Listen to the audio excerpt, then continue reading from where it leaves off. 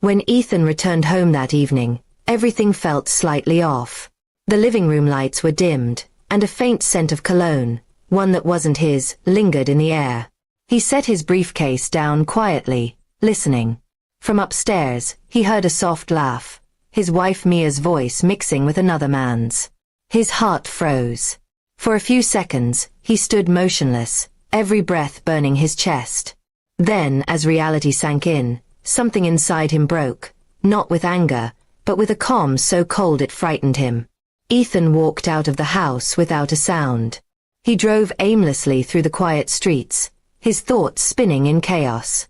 The woman he had trusted for 12 years, the one he built a life with, was betraying him in the very home they shared. Every memory, their wedding, their late-night talks, the promises, suddenly felt hollow. But as he drove, an idea began to form. Revenge would not be loud or violent. It would be quiet, sharp, and unforgettable. The next morning, he acted as though nothing had happened. Mia greeted him nervously, pretending everything was normal, her hair still wet from the shower, her eyes avoiding his. He smiled faintly, kissed her forehead, and told her he'd be late that evening for work. She believed him. Of course she did. He had never given her a reason not to. That day, Ethan visited his lawyer and quietly began preparing divorce papers. But that wasn't all. He also transferred ownership of their house, which was in his name, into his sister's. Mia wouldn't see it coming. He wasn't going to shout or expose her. He was going to let her trap herself in her own lies. By nightfall, Ethan returned home early. He parked his car down the street and walked the last few steps silently.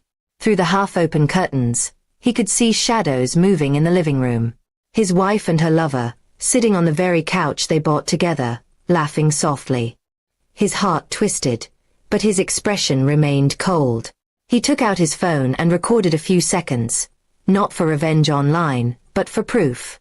Then he left again, unseen. The following morning, Mia woke up to find Ethan already gone.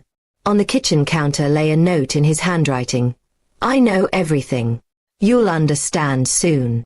Panic set in. She tried calling him, but he didn't answer. She drove to his office, only to find out he had taken the day off. Unease began to grow like a storm inside her. When she returned home, a man in a suit stood at the door with legal documents. "Mrs. Carter?" he asked. "These are for you." Her hands shook as she opened the envelope. Divorce papers, full of details, including her affair. The evidence was undeniable. But what stunned her most was the last page. The house was no longer in their name. Ethan had taken everything legally, quietly, completely. That night, Ethan stayed at a hotel. He thought about the life he was leaving behind.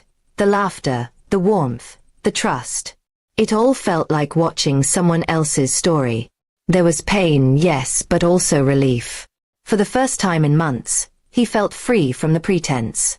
He didn't need to confront her. She would destroy herself with guilt and loss. Mia tried to reach him for days, sending messages full of apologies, tears, and promises to change. Ethan never replied. Instead, he arranged for movers to collect his belongings while she was out. When she returned to an empty closet and a silent house, reality finally crashed down on her. The walls that once held love now felt like a prison. Her lover, realizing the situation, quickly disappeared from her life. Without money, without the home, and without the man she betrayed, Mia found herself standing in the ruins of her choices. She had thought she was clever, sneaking around behind Ethan's back. But she underestimated the calmness of a man who had been quietly planning his exit. Weeks passed, and Ethan's life slowly found balance. He moved into a smaller apartment, started running again, and even reconnected with old friends he had neglected during his marriage. People noticed the change in him. Quieter, wiser, more distant, but at peace. The pain hadn't vanished, but it had shaped him into someone stronger. Mia, meanwhile, spiraled through regret.